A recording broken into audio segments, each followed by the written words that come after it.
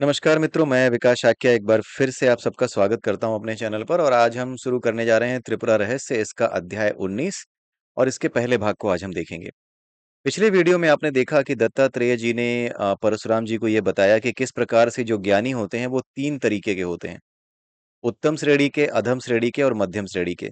पिछले चैप्टर के last video को जाकर के देख लीजिएगा, इसी प्लेलिस्ट में है। और आपको समझ में आ जाएगा कि उत्तम, अधम और मध्यम, इन तीन श्रेणियों के ज्ञानी कैसे पहचाने जाते हैं, उनकी पहचान क्या होती है। ठीक है, अब आप इस 19वें अध्याय में ये देख पाएंगे कि जो उत्तम, मध्यम और अधम श्रेणी के तीन तरीके के ज्ञानी बताए गए हैं, ये तीन तरीके के ज्ञानी होते क्यों हैं। और अगर ये तीन तरीके के ज्ञानी ज्ञानी नहीं हो सकते, केवल एक ही तरीके का ज्ञानी ज्ञानी कहा जा सकता है। मान लीजिए कोई कहे कि उत्तम श्रेणी के ज्ञानी को ही ज्ञानी कहा जाए, राइट। लेकिन सिर्फ उत्तम श्रेणी के ज्ञानी को ज्ञानी नहीं कहा जा रहा है, मध्यम श्रेणी के ज्ञानी को भी ज्ञानी कहा जा रहा है। मध्यम श्रेणी का ज्ञानी, अधम श्रेणी का ज्ञानी और उत्तम श्रेणी का ज्ञानी, तीनों को ज्ञानी की ही श्रेणी में रखा जा रहा है। तो इन तीनों की श्रेणियां अलग अलग क्यों हैं? ये तीन अलग अलग स्तर के ज्ञानी क्यों हैं? क्या ज्ञानी का केवल एक स्तर नहीं हो सकता जो सर्वोच्च स्तर हो? तो ये ज्ञान की यात्रा के बीच का भाग है या ज्ञान के स्तर तक पहुंचने के बाद का भाग है? ज्ञान के स्तर को प्राप्त करने के बाद, ज्ञान का जो सर्वोच्च स्तर है उसको प्राप्त करने के बाद कोई उत्तम उत्तम मध्यम या मध्यम उत्तम अधम या मध्यम श्रेणी का हो सकता है? या फिर ज्ञान के लिए जो यात्रा चल रही है, ज्ञान प्राप्ति की जो यात्रा एक साधक के द्वारा की जा रही है, क्या उस यात्रा के दौरान वो उत्तम, मध्यम और अधम हो सकता है? क्या है वो स्थिति? इस सब बातों को समझने के लिए आइए आगे चलते हैं इस चैप्टर 19 में, जिसका पहला भाग यहाँ पर आप देख पा रहे हैं। श्री दत्तात्रेय जी के मुंह से इतनी सारी बातें सुनने के बाद भृगुपुत्र परशुराम ने उनसे जीवन मुक्त पुरुषों के व्यवहार के बारे में फिर प्रश्न किया। भगवान, आप कृपा करके यह मुझे विस्तार पूर्वक फिर समझा दें कि बुद्धि भेद के कारण ज्ञानियों के ज्ञान की परिपक्वता में अंतर कैसे होता है। यहाँ पर बात वही आ रही है कि बुद्धि का भेद है, तीनों की बुद्धि का भेद है। उन्हें पता तो है, उन्हें ज्ञान तो है कि सत्य क्या है, लेकिन फिर भी उनकी बुद्धि, कुछ की बुद्धि उस सत्य को अपना करके अपने जीवन में उतार चुकी है। कुछ की बुद्धि उस सत्य को जानती है लेकिन आचरण वैसा नहीं करती, जो कि अधम श्रेणी का होता है। और कुछ की बुद्धि ऐसी है कि बस जैसे शराबी होता है ना, जैसे शराबी होता है उस तरीके की है कि उसके साथ जुड़ा हुआ तो है, आनंद के साथ वो जुड़ा हुआ तो है। शराबी जो शराब पीता है तो उसे एक विशेष प्रकार का आनंद आता है, लेकिन उस शराब उस वो आनंद है क्या, उसकी अनुभूति क्या है, वो उसे नहीं जान पाता। क्यों? क्योंकि उस शराब के नशे के साथ एक हो गया है। ठीक है, शराब के नशे के साथ एक हो गया है, तो फिर वो उस आनंद की अनुभूति कर नहीं पा रहा है। अब नशा उसे डुबोए दे रहा है तो वो आनंद में, लेकिन नशा उसे डुबोए दे रहा है और उस आनंद में अपनी मर्जी से नहीं रह सकता। एक तरीके से मूर्छा की स्थिति है। तो मध्यम श्रेणी का होता है ये। अधम श्रेणी का कौन सा होता है? जो बिल्कुल ही ऐसा होता है जिसको पता तो सब कुछ है, लेकिन आचरण बिल्कुल उल्टा करता है। अधिकतर लोग जो ज्ञान की बातें करते हैं, अधिकतर लोग कई बार इस स्थिति में फंस जाते हैं जिसे अधम श्रेणी का ज्ञानी कहते हैं। अधिकतर अधम श्रेणी के ज्ञान की स्थिति में पहुंच जाते हैं। मध्यम श्रेणी वाले भी कम ही होते हैं, उत्तम श्रेणी वाले बहुत कम, बहुत ही कम, नगण्य के बराबर, नेग्लिजिबल जिसको कहते हैं इंग्लिश में। ठीक है, तो यहाँ पर जो बुद्धि भेद है वही दिखाई दे रहा है उत्तम, मध्यम और अधम में। तो यही बात यहाँ पर परशुराम जी पूछ रहे हैं कि आप मुझे कृपया करके विस्तार पूर्वक ये समझा दें, फिर से समझा दें कि बुद्धि के अंतर के कारण ज्ञानियों के ज्ञान की परिपक्वता में, यानी उनकी जो स्ट्रेंथ है, ज्ञान की जो स्ट्रेंथ है उसमें अंतर कैसे आ जाता है। यह तो निश्चित है कि सिर्फ अपनी आत्मा की झलक का बोध तो सबको समान रूप से ही होता है, और इस बोध का परिणाम जो मुक्ति है वही सबका लक्ष्य भी है। फिर व्यक्तिगत बुद्धि के भेद से उसकी परिपक्वता में अंतर क्यों है? क्या इनके साधनों में भी कोई अंतर होता है? कृपया ये सारी बातें समझा दें। साधन क्या होते हैं? साधन वो होते हैं जिसके माध्यम से आप योग की स्थिति को प्राप्त करते हो, जिसके माध्यम से आप परम तत्व को जानते हो, यानी परमात्मा को जानने का प्रयास करते हो और उस तक पहुंचते हो। उस तक पहुंचने के जो रास्ते होते हैं उन्हीं को साधन कहा जाता है। ठीक है, यहाँ पर यह बताया जा रहा है कि यह तो निश्चित है कि सिर्फ अपनी आत्मा की झलक का बोध तो सबको समान रूप से ही होता है, और इस बोध का परिणाम जो मुक्ति है वही सबका लक्ष्य भी है। यहाँ पर परशुराम जी यही कह रहे हैं कि जितने भी लोग हैं वो ये मान के चल रहे हैं कि उत्तम, मध्यम और अधम, इन तीनों श्रेणियों के लोगों को अपनी आत्मा की झलक का बोध जो होता है वो बराबर ही होता होगा। बराबर ही होता होगा, फिर बुद्धि के भेद से उनकी परिपक्वता में अंतर क्यों हो जाता है? क्या इनके साधनों में कोई अंतर है? क्या जो साधन ये इस्तेमाल करते हैं आगे बढ़ने के लिए, क्या उन साधनों में फर्क है? दयालु दत्तात्रेय ने परशुराम जी की सारी बातें सुनकर विस्तार पूर्वक फिर से समझाना शुरू किया। परशुराम, यह रहस्य बड़ा ही उत्कृष्ट है। मैं तुम्हें समझाता हूं, सुनो। ज्ञान के साधनों में कोई अंतर ही नहीं होता। अनेक साधनों वाला यह है ही नहीं। इसके अनेक साधन है ही नहीं। ये किसी भी एक साधन से साधा जा सकता है। योग की स्थिति किसी भी एक साधन से लाई जा सकती है। योग का मतलब होता है परमात्मा या परम ऊर्जा के साथ एक हो जाना। उस परम ऊर्जा के साथ एक हो जाना, बीज रूप बन जाना, जो इस संसार का बीज है, उस बीज की स्थिति में चले जाना। उस बीज की स्थिति में जाने के बाद आप एक जरा सी जगह में सिकुड़ जाते हो। ना आपका फैलाव होता है, ना आपकी इच्छाओं का फैलाव होता है। फिर भी आप हर चीज में फैले हुए अपने आप को पाते हो। क्यों? क्योंकि बीज से ही, उसी बीज से ही सब कुछ प्रकट हुआ है। आम के बीज से ही आम का पेड़ प्रकट हुआ है, तो आम के पेड़ में हर जगह उस बीज का ही अस्तित्व विद्यमान है। बस ऐसी ही चीज है। तो यहाँ पर बता रहे हैं दत्तात्रेय जी कि ज्ञान के साधनों में कोई अंतर नहीं होता। इनफैक्ट ज्ञान के कई साधन तो होते ही नहीं है, किसी एक साधन से ही ये पाया जा सकता है। अनेक साधनों से पाया जाने वाला तो ये है ही नहीं। किंतु साधनों की कमी या बेसी की वजह से उनके फल पाने में अंतर तो रहता ही है। साधनों की कमी या बेसी का क्या मतलब है? यानी किसी साधन को सही से इस्तेमाल किया गया, उसकी पूर्णता में इस्तेमाल किया गया या नहीं किया गया। जैसे कुछ लोग भक्ति योगी होते हैं, कुछ लोग ज्ञान योगी होते हैं, कुछ लोग कर्म योगी होते हैं। तो अगर किसी ने कर्म योग का साधन अपनाया, तो उसने कर्म योग को उसकी पूर्णता में अपनाया या नहीं? या फिर कर्म योग के नाम पर कुछ दिन उसका अभ्यास हुआ, कुछ दिन चला, उसके बाद जैसे ही परिस्थितियां बदली वैसे ही तुम भी बदल गए।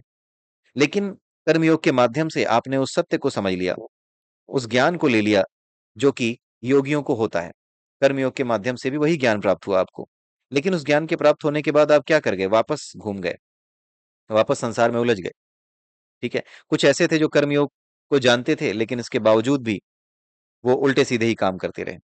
पता है, लेकिन किताबी ज्ञान है, जो अधम श्रेणी का ज्ञानी होता है। ठीक है।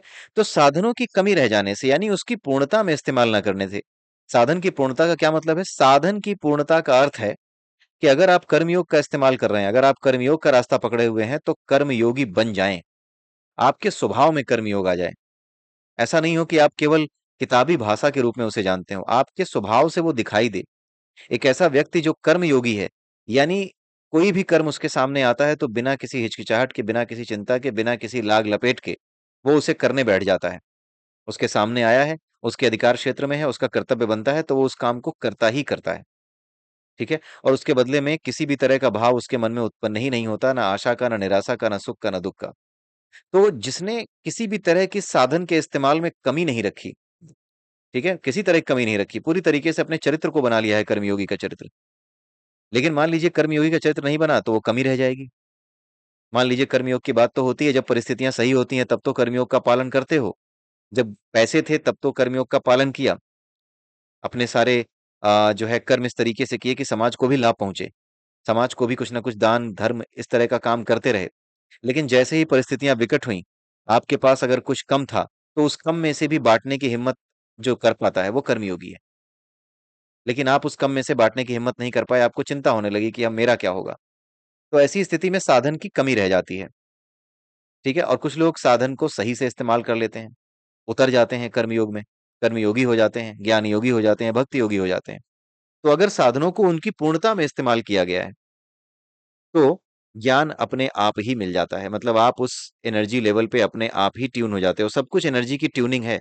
जैसे जैसे आप विचारों को पकड़ना छोड़ते हो, जैसे जैसे विचारों से शून्य होना सीख जाते हो, वैसे वैसे क्या होता है, आपकी वाइब जो फ्रीक्वेंसी है ना, उसमें ढेर सारी जो फ्रीक्वेंसी है जो लगातार शोर करती रहती हैं आपके दिमाग में। आधे से ज्यादा शोरगुल जो हमें सुनाई देता है ना, उसमें 50% से ज्यादा शोरगुल हमारे अपने दिमाग का होता है। आप कभी भ्रामरी प्राणायाम करके देखिएगा। भ्रामरी प्राणायाम जानते हैं आप आपको जो है अपने दोनों आंखों पे अपनी दो उंगलियां रखनी होंगी, कान को अंगूठे से बंद करना होगा, और नाक को भी अपनी जो फिंगर है, कानी उंगली के बगल वाली जो फिंगर है उससे दबाना होगा। और उसके बाद जब आप गहरी सांस लेके ओम का उच्चारण करेंगे, यानी भीतर ही भीतर हम का उच्चारण करेंगे, ओम मुंह से नहीं बोलेंगे, अंदर ही अंदर करके बोलेंगे। और ऐसा अभ्यास 5 से 10 बार कीजिए। और उसके बाद जो है, आप जैसे ही अपने कान को खोलेंगे, सारे हाथ सारी उंगलियां हटाएंगे कान से, आंख से, नाक से, वैसे ही आपको महसूस होगा कि एक विचित्र प्रकार की, एक बड़ी ही अच्छी, एक बड़ी ही सुखद शांति का अनुभव आपको हो रहा है। आपको बड़ा अच्छा लगेगा। तो वो शांति कहाँ से आ गई? बाहर वो शांति पहले से थी। आपका अंदर का जो शोर था ना, उस अंदर के शोर ने आपको परेशान कर रखा था, आधे से ज़्यादा शोर वहीं का था। ठीक है? इसलिए कम से कम शोर मचे, इसके लिए आप भ्रामरी प्राणायाम ज़रूर किया कीजिए। ठीक है? तो ये एक भ्रामरी प्राणायाम जो है ना, आपको क्या करेगा, जितने भी प्राणायाम की विधियाँ हैं, खास करके भ्रामरी को मैंने देखा है कि अगर आप भ्रामरी प्राणायाम करते हैं, तो आपको थोड़ी देर के लिए जो शांति का अनुभव होता है अपने आस-पास ना, वो एक अजब-सी स्थिति पैदा करता है। एक अलग ही स्थिति पैदा करता है जिसमें आपको ऐसा लगता है कि कहीं एक बड़ी ही सुखद स्थिति से होकर के आप लौटे हो, टच करके लौटे हो। वो टच करने की फीलिंग आती है आपको। तो वो टच करने की फीलिंग लगातार आते एक दिन आपको वो जो वास्तविक बोध है ना, जो बिल्कुल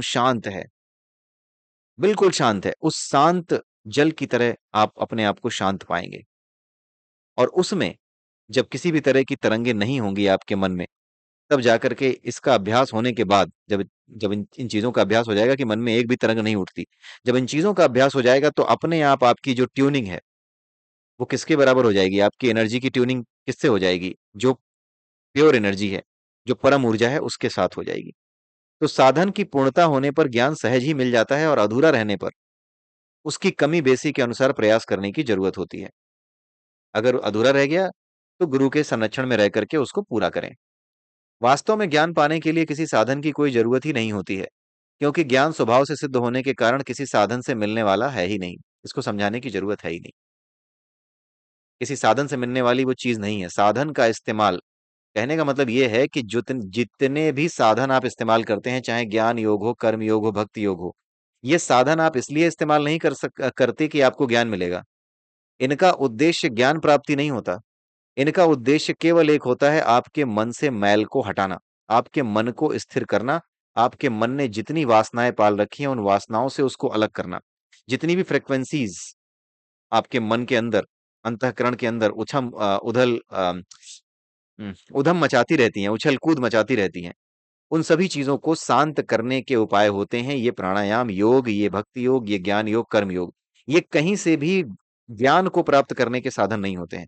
ज्ञान तो सहज रूप से प्राप्त हो ही जाता है, दिखने ही लगता है, इनफैक्ट वो आपके पास पहले से है। बस ये जो उछल-कूद चल रही है आपके दिमाग की, आपके मन की, इस मन की उछल-कूद को बंद करना ज़रूरी होता है, क्योंकि जैसे ही ये उछल-कूद बंद होती है, जैसे ही मन शांत होता है, वैसे ही सत्य अपने आप दिखने लगता है, वैसे ही ज्ञान अपने आप आपको दिखाई देने लगता है। ठीक है? इसलिए जितने भी साधन हैं, वो ज्ञान प्राप्त करने के लिए नहीं है।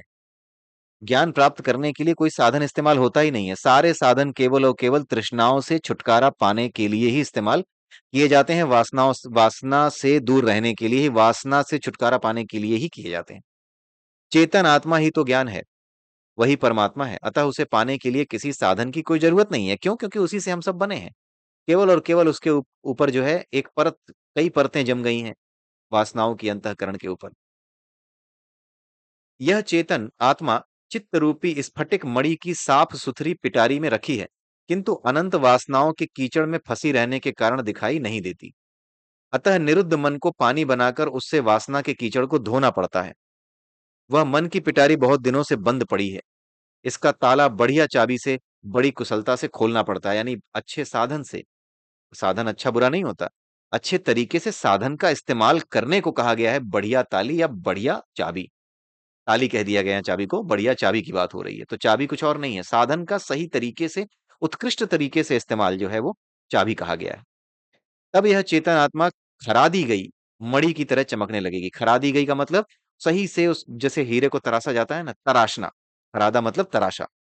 तो उसी तरीके से जब आप जो है पूरे तरीके से अपने मन को, मन के ऊपर के मैल को हटा लेते हैं, कीचड़ को धो लेते हैं, ठीक है? तो अपने आप ये दिखाई देने लगती है। चेतन आत्मा खरादी गई मणि की तरह, यानी तराशी गई मणि की तरह चमकने लगती है। अतः परशुराम साधनों का उपयोग तो वासनाओं से छुटकारा दिलाने के लिए ही माना गया है। यही जो अभी हम डिस्कस कर रहे थे। बुद्धि की अनेकता का कारण वासनाओं की कमी या बेसी ही है। अगर बुद्धि 3 तरीके की, मुख्य रूप से तो 3 तरीके की बताई गई है, लेकिन कई तरीके की बुद्धि हो सकती है। ठीक है? लेकिन ज्ञान के स्तर के आधार पर उत्तम, अधम और मध्यम, ये 3 तरीके की बुद्धि बताई गई है। जिसकी बुद्धि जितनी अधिक कामनाओं से ढकी है, उसको उतने अधिक उतने ज़्यादा साधनों की ज़रूरत होती है, उतने ज़्यादा साधन की ज़रूरत होती है। उसको उतने ही ज़्यादा साधन इस्तेमाल करने पड़ते हैं, यानी साधन को बहुत अच्छे तरीके से इस्तेमाल करना पड़ता है। शुरू में ही बता दिया गया कि उसके कई साधन तो है ही नहीं, यहाँ पे पहले ही बताया गया, अनेक साधनों वाली तो ये है ही नहीं। यहाँ पर जो बात की जा रही है, उसको उतने ज़्यादा साधन की ज़रूरत होती है, इसका मतलब ये नहीं कि ढेर सारे साधनों की ज़रूरत होती है। वो कर्म योग भी कर ले, वो भक्ति योग भी कर ले, वो ज्ञान योग में भी आ जाए। इन तीनों की ज़रूरत नहीं होती। किसी एक की, जिसको आपने लिया हुआ है, उस साधन को तराशने की, उस साधन को और ज़्यादा अच्छे से फ़ॉलो करने की। अगर ज्ञान योग में है, तो ज्ञान योग का सही से फ़ॉलो करने की, भक्ति योग में है, तो भक्ति योग का, और कर्म योग में है, तो कर्म योग का सही से पालन करने की ज़रूरत होती है। वासना अनेक तरह की बतलाई गई है, उनमें मुख्यतः निम्नलिखित 3 हैं। अब ये 3 वासनाएँ बताई गई हैं, जिनको डिस्कस करके हम क्लोज़ करेंगे आज का डिस्कशन। पहली है अपराध वासना, दूसरी है कर्म वासना और तीसरी है काम वासना। तो इसमें अपराध वासना और कर्म वासना आज डिस्कस करेंगे और काम वासना अगले वीडियो में डिस्कस करेंगे। वेद शास्त्रों में श्रद्धा न होना, अपने आप को विनष्ट करने वाला प्रमुख अपराध है। यानी वेदों और शास्त्रों में जो कुछ लिखा है, उसमें श्रद्धा ना होना, यानी उस पर विश्वास ना होना, उस पर पूर्ण विश्वास ना होना। ये अपने आप में एक प्रमुख अपराध है। आत्मा के संबंध में विपरीत धारणा दूसरा अपराध है। अगर आत्मा जिस तरीके की है, जैसी बताई गई है शास्त्रों में, उसके अलावा अगर आप आत्मा को किसी और तरीके से जानते हैं, कुछ लोग कहते हैं ना कि आत्मा अगर जन्म नहीं लेती, उसको तकलीफ नहीं होती, तो फिर तेल की कढ़ाई में तला किसको जाता है नरक में? ये मूर्खतापूर्ण सवाल आत्मा को न जानने के कारण ही पैदा होते हैं। आत्मा के संबंध में विपरीत धारणा बनाने के कारण ही होते हैं, और ये क्या है? ये एक प्रकार का अपराध है। ये अपराध वासना के अंतर्गत आता है। ये सारे कर्म, जैसे कुछ लोग करते हैं ना, ये कर्म, अपमान कर देना, सनातन धर्म का अपमान कर देना। अगर आत्मा को कष्ट नहीं होता, तो फिर उसको तला जाता है, तो उसको कोई तकलीफ नहीं होती होगी। ये सारी बकवास लिख देना, ये सारी बकवास कर देना। ये सब मूर्खता का परिणाम है। इसके बारे में, यानी आत्मा के बारे में जो धारणा है, जो बताया गया है, उस धारणा को छोड़ करके किसी और धारणा को अपना लेना, तब जाकर के ये प्रश्न उठते हैं। अनेक कलाओं में कुशल व्यक्ति भी इन अपराधों के कारण संत समागम और शास्त्रावलोकन का मौका पाकर भी उस परम तत्व को जान नहीं पाते।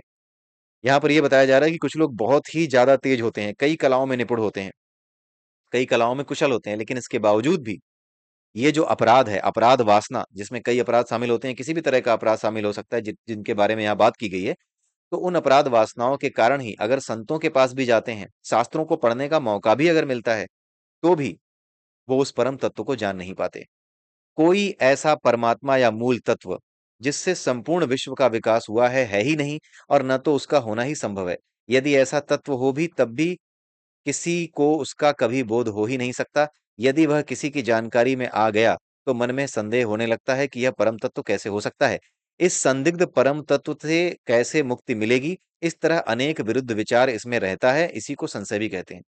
यहाँ पर ये बताया गया है कि जिस आदमी को डाउट होता है, उसके मन में आत्मा को लेकर के किस तरह के डाउट उठते हैं, ठीक है? उनके मन में ये डाउट उठते हैं कि ऐसी चीज हो ही नहीं सकती, और अगर होती भी है तो उसको जाना नहीं जा सकता, ठीक है? उसका बोध नहीं हो सकता, और किसी को अगर जानकारी हो भी गई, तो वो ये कैसे जाने कि ये वही चीज है, यही आत्मा है, यही परम तत्व है, वो कैसे जाने? ये संदिग्ध परम तत्व की स्थिति है, संदिग्ध स्थिति है। तो संदिग्ध परम तत्व से मुक्ति कैसे मिलेगी? इस तरह अनेक विरुद्ध विचार इसमें रहते हैं, इसी को संशय भी कहते हैं। यह पुरुष अर्थात आत्मा संबंधी अपराध पहली वासना है। परशुराम, इसी वासना के मारे सैकड़ों हजारों लोग शास्त्र विशेषज्ञ होने के बावजूद संसार चक्र में पड़े रहते हैं। अब यहाँ पर अपराध वासना के केस में यह बताया गया है कि कुछ लोग शास्त्रों को पढ़ भी लेते हैं, शास्त्रों के विशेषज्ञ भी बन जाते हैं, लेकिन उनके विचारों में कहीं पीछे जो विचार चल रहे होते हैं, उन विचारों में कहीं ना कहीं सबकॉन्शियसली ये चीज चलती रहती है कि नहीं, ये नहीं हो सकता। उनमें श्रद्धा नहीं होती। पढ़ाते समय, बोलते समय, धार्मिकता का दिखावा करते समय उनके सामने ऐसा हो सकता है कि वो ये बातें बताएं कि ऐसा है, वैसा है, शास्त्रों में ये लिखा है, वो लिखा है, लेकिन भीतर से सबकॉन्शियसली कहीं ना कहीं वो ये नहीं एक्सेप्ट कर पाते कि हाँ, ऐसा जो कुछ भी बताया गया है परम तत्व के विषय में, वो सत्य हो सकता है। तो अगर ऐसा कोई आदमी है, तो वो लगातार बार बार इस संसार में आता रहेगा। क्यों? क्योंकि उसकी वासना, हमारे अंदर जो वासना रह जाती है, वही शरीर का कारण बनती है, उसके अंदर ये वासना रह जाएगी। ये जो पढ़ रहा है, ये जो अपराध बोध होगा उसके भीतर कि हाँ, मैं बताता तो हूँ, पूरी दुनिया को ज्ञान तो देता हूँ, लेकिन खुद फॉलो नहीं कर पाता, और खुद में भी उसमें विश्वास नहीं है। तो इस वजह से उसको जो एक प्रकार की अपराध भावना आती है, या अपराध बोध जो आता है, उसकी वजह से वो क्या करता है, उस अपराध बोध को सही करने के लिए, सही से ज्ञान को समझने के लिए अपनी इच्छा लेकर के समाप्त हो जाता है। जब तक इच्छा है, मरने के बाद आपका शरीर जलता है, लेकिन अंतःकरण जो होता है ना, वो नहीं जलता, वो ऊर्जा के साथ उड़ता रहता है, जो परम ऊर्जा है उसके साथ उड़ता रहता है। और फिर जहां जैसी सही स्थिति उसको मिलती है कि हाँ यहाँ पर, या इस शरीर में, या मनुष्य के शरीर में, कुत्ते के शरीर में, जिस शरीर में भी वो अपने आप को प्रकट कर सकता है वासना के अनुसार, वो वासना के अनुसार वहां पे ट्यून हो जाता है। जन्म जन्मांतर में किए गए बुरे कर्मों का मन पर प्रभाव पड़े बिना नहीं रहता, और इसका मन पर जब प्रभाव पड़ जाता है तो बुद्धि में क्या आ जाती है, मलिनता आ जाती है। कुछ लोग होते हैं ना, आदतन झूठ बोलते हैं, उनको आदत हो गई है झूठ बोलने की। कुछ लोग होते हैं ना, बिना वजह ही कहीं से निकलेंगे तो कोई कमजोर आदमी दिखा तो उसको लात मार देंगे। ठीक है, कहीं कोई ऐसा आदमी लिखा जो कि कमजोर है शरीर से, तो उसको थप्पड़ मार देंगे। ठीक है, कोई भी चलता फिरता दिख गया, पता है कि मैं तो बहुत बड़े बाप का बेटा हूं, तो गाली दे देंगे, किसी को भी गाली दे करके निकल जाएंगे। ये जन्म जन्मांतर में किए गए बुरे कामों की वजह से क्या होता है कि इस तरह का, या इस जीवन में भी लगातार बुरे कर्म करते रहने की प्रैक्टिस होने के कारण क्या होता है कि मन पर इन चीजों का ऐसा प्रभाव पड़ता है कि बिना बात के ही आदमी गाली देता है। कुछ लोगों को देखा होगा, सुबह उठते ही गाली दे के शुरुआत की, अरे टू सुबह हो गई। ठीक है, तो ये जो गाली दे करके अरे यार सुबह हो गई, उससे पहले अरे यार और सुबह हो गई, इसके बीच में एक गाली होती है। कई लोग आदतन गाली देते हैं। ठीक है, मतलब उनको पता ही नहीं चलता कि वो गाली दे रहे हैं, और उनके मुंह से निकल जाती है। ठीक है, तो ये है मलिनता। तो बुरे कामों की वजह से मन पर जो प्रभाव पड़े हैं, उसकी वजह से जो मलिनता आ गई है, उसकी वजह से अच्छे उपदेश भी गले के नीचे नहीं उतरते। अगर किसी के अंदर ये आदतें हैं, तो कहीं पर कितने भी उपदेश वो सुन ले, लेकिन वो सही से उनका पालन नहीं कर पाता, उसके गले नीचे उतरेंगे ही नहीं। ठीक है, और यहाँ पर मन पे जो आने वाली मलिनता है, वो केवल गाली से रिलेटेड नहीं है। दैट इज रिलेटेड टू कि किसी भी चीज का उपहास कर देना, किसी भी चीज का सम्मान न करना, ये बुरे कर्मों के प्रभाव हैं। किसी का भी अपमान कर देना, ठीक है, किसी को भी आ, अपने से आगे सोचना ही नहीं, ठीक है, किसी की ना सुनना, ये सब चीजें क्या करती हैं, ये सब चीजें आपको ऐसी आदत वाला बना देती हैं कि किसी चीज को सुनना, पढ़ना, दूसरों की बातों को समझना, या सही चीज को स्वीकार करना, या फिर जो चीज स्वीकार करने लायक है नहीं है इस बारे में विचार करने की आदत होना, ये भी नहीं होती, आदत भी नहीं होती कि सही और गलत के बीच में विचार किया जाए। ये अपनी मलिनता के कारण, बुद्धि में जो गंदगी आ गई है उसके कारण ऐसा होता है।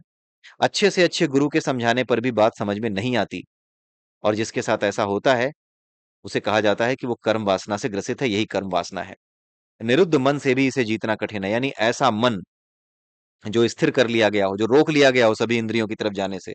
लेकिन अगर ऐसी आदतें आपकी पड़ी हुई हैं, इस तरह की आदतें पड़ी हुई हैं, और अपनी इंद्रियों को आपने रोकना सीख लिया है, फिर भी ऐसी आदतों की वजह से जो मलिनता आपके मन में आ गई है,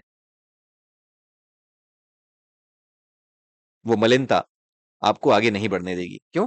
क्योंकि जो भी आप सुनेंगे, आप मान लीजिए मन को निरुद्ध कर लेते हैं, मान लीजिए मन को सभी इंद्रियों से रोक लिया है, मन को इंद्रियों की तरफ जाने ही नहीं देते। ठीक है, लेकिन आपके मन में पिछली मलिनता है, गंदगी है, लगातार अभ्यास करते करते। ठीक है, तो आपका मन निरुद्ध है, आप रोक पा रहे हो अपने इंद्रियों को, सब कुछ कर पा रहे हो, लेकिन इसके बावजूद भी कई बार ऐसा होगा कि आपके मुंह से निकलना नहीं भी चाहोगे आप कि गाली निकले, तो भी क्या होगा, वो निकल जाएगी। या फिर कोई भी ऐसी चीज या कोई भी ऐसा काम जो आपकी प्रवृत्ति में शामिल है, आपने अपनी इंद्रियों को रोक रखा है, लेकिन इसके बावजूद भी अचानक से क्या होगा, वो हो जाएगा, वो काम आप कर बैठोगे। ठीक है, कई बार मांस खाना छोड़ करके दोबारा मांस खाना शुरू कर देना, ये कुछ इस तरीके का एग्जाम्पल कर्म वासना के अंतर्गत आता है। लगातार आपने जो काम किए हैं, उसकी वजह से ये वासना बन गई है। आपने अपनी इंद्रियों को निरुद्ध कर लिया, रोक लिया, लेकिन फिर भी ये रुकावट जो है केवल और केवल क्या है, एक पोटेंशियल एनर्जी है। एक होती है पोटेंशियल एनर्जी, एक होती है स्टेबिलिटी, स्थिरता। पोटेंशियल एनर्जी जिस चीज में होती है वो भी स्थिर नजर आती है, जैसे खिंची हुई स्प्रिंग, ये भी स्थिर नजर आ रही है, लेकिन क्या ये वाकई में स्थिर है? इसके अंदर एक प्रेरणा नहीं है क्या? इसके अंदर एक प्रेरणा है, एक प्रेरणा है हलचल पैदा करने की। लेकिन जो स्थिरता होती है, जिसे स्टेबिलिटी कहते हैं, उसमें किसी भी तरह की स्थिति ऊर्जा नहीं होती। ठीक है, उसकी स्थिति इस तरह की होती है कि वो स्वाभाविक रूप से स्थिरता को प्राप्त है। और जो आपकी ये होती है, स्प्रिंग होती है, इसमें स्वाभाविक रूप से स्थिरता नहीं है। इसमें स्थिरता एक बल के कारण है, जब तक वो बल लगाए रहोगे तब तक वो रुकी रहेगी। लेकिन वो बल लगाने का प्रयास करना, यही गलत है। आपको स्वाभाविक रूप से ऐसा होना चाहिए कि कोई चीज आपको प्रभावित ना कर पाए और आपका स्वभाव ऐसा हो कि आप कोई भी मलिन विचार अपने मन में ना लाएँ, किसी भी तरह की गलती आप ना करें। ये स्वाभाविक रूप से होना चाहिए, लेकिन ये स्वाभाविक रूप से नहीं होता। ये क्या होता है, निरुद्ध तो कर लिया है, मन को कठोर संयम से उसको मजबूत तो कर लिया है कि नहीं इधर-उधर जाना, लेकिन ये जो मजबूती है ना, ये पोटेंशियल एनर्जी वाली मजबूती है, खिंची हुई स्प्रिंग वाली मजबूती है। ये तनाव युक्त शांति है, जो कभी भी, किसी भी बुरी परिस्थिति के आने पर वो बीज जो हैं, कर्म के जो बीज हैं, वो अपने आप आपको प्रेरणा दे देंगे, वो छोड़ देंगे उस एनर्जी को और फिर आप जो है पगला जाओगे, ठीक है? तो निरुद्ध मन से भी, निरुद्ध मन का मतलब क्या? खिंची हुई स्प्रिंग, जबकि होना कैसा चाहिए मन? ऐसा मन जो स्वाभाविक रूप से क्या है? स्वाभाविक रूप से स्थित प्रज्ञ है, ठीक है? ऐसा व्यक्ति जो स्वाभाविक रूप से स्थित प्रज्ञ है, उसका मन अपने आप बिना किसी प्रयास के ही स्थिर हो चुका है। वो होता है स्थित प्रज्ञ, उसकी कर्म वासना खत्म हो चुकी होती है। ठीक है? लेकिन ये भी एक स्थिति है जिसमें आप आगे बढ़ोगे तभी आगे बढ़ पाओगे। तो निरुद्ध मन तक तो आना भी ज़रूरी है। कुछ लोग तो निरुद्ध मन तक भी नहीं आ पाते। ठीक है? तो इसी के साथ मैं आप सबसे विदा लेता हूँ। अगले वीडियो में फिर मिलेंगे टॉपिक्स को आगे समझने के लिए। तब तक के लिए जय सिया राम, जय श्री कृष्णा, जय श्री राधे। ओम नमः शिवाय।